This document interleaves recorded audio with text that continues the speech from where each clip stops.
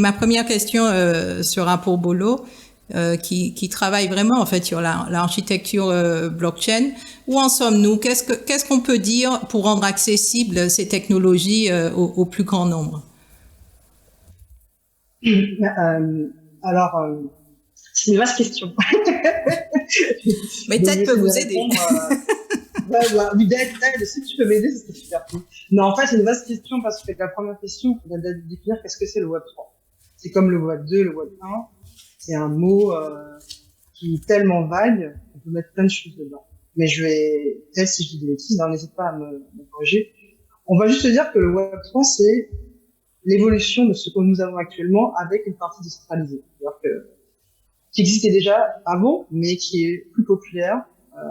On en parle partout, mais tout ce qu'on voit actuellement dans la blockchain, c'est pas quelque chose qui est apparu en 2017. C'est des technologies qui sont assez vieilles. Le Bitcoin a plus de, je crois, c'est 13 ans, 10 ans, je sais pas, je vérifie. Donc c'est quelque chose qui existe déjà. Simplement,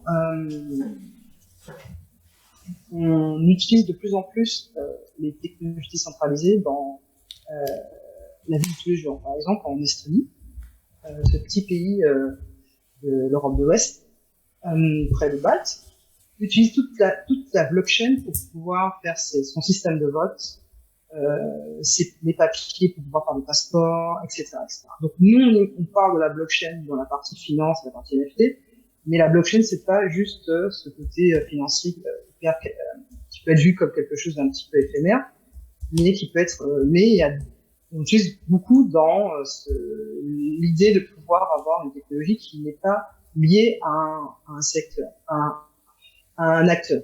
Par exemple, là, on ne sait pas, mais la plupart des applications web d'Internet sont stockées sur des serveurs d'Amazon. C'est-à-dire que quand Amazon a un problème technique, bizarrement, tout le système mondial est bloqué parce que les serveurs sont gérés par Amazon. Et là, en fait, le système de la blockchain permet en fait d'avoir un système qui peut vivre tout seul. En fait. Et pour répondre à la première question que je voudrais poser, c'est-à-dire comment faire pour que cette technologie soit utilisée ou en tout cas compris par le plus grand nombre, c'est d'en parler comme vous faites en fait, ce type de webinaire pour vulgariser, pour que les gens comprennent qu'en fait c'est quelque chose qui n'est pas simplement pour faire de la spéculation. Il y a des choses très concrètes en fait, comme je vous disais, pour faire un passeport, voter, qui sont dans la blockchain en fait.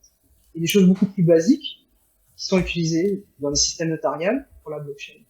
Et ça, c'est des choses qui sont pour tout le monde et qui sont utilisées dans notre cas en Europe, mais aussi dans les pays d'Amérique latine, aussi par rapport à leur monnaie, qui est très inflationniste, et on parle des stablecoins, etc., etc. Donc la blockchain, c'est un grand mot pour dire beaucoup de choses, qui est utilisé depuis très longtemps, et qui en ce moment est très populaire via tout ce qui est la folie du NFT, les flux financiers énormes qu'on peut imaginer, qui fait qu'on en parle beaucoup. Mais c'est quelque chose qui est très ancien en temps crypto-informatique. Donc, voilà. Donc je te laisse compléter ma définition si tu as des points, des commentaires. Oui, oui.